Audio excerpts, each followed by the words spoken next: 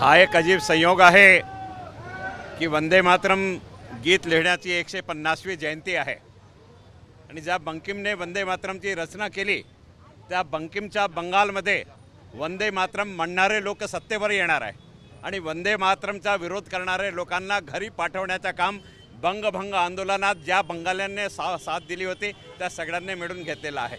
म्हणून बंगाल विजयचा खूप खूप अभिनंदन करतो, तिथल्या मतदातांचा खूप खूप आभार व्यक्त करतो।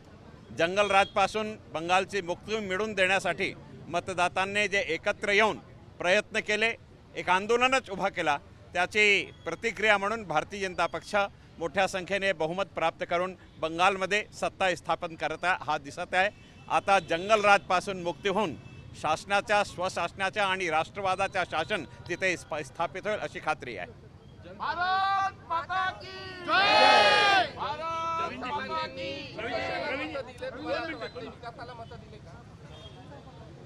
जनताने भारतीय जनता पक्षाचे नेतृत्वावर विश्वास कायम केलेला आहे।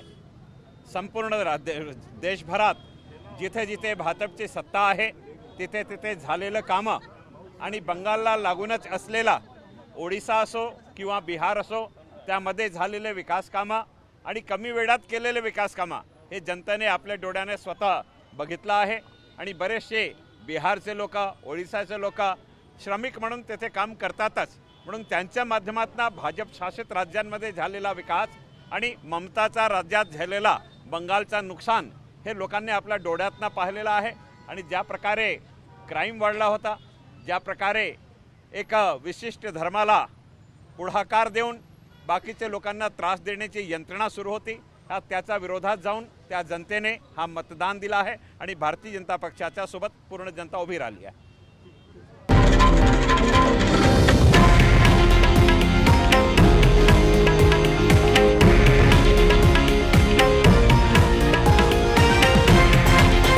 हे आहे देशातील नंबर 1 न्यूज नेटवर्क आणि आपण पाहत आहात TV9 मराठी, एकमेव।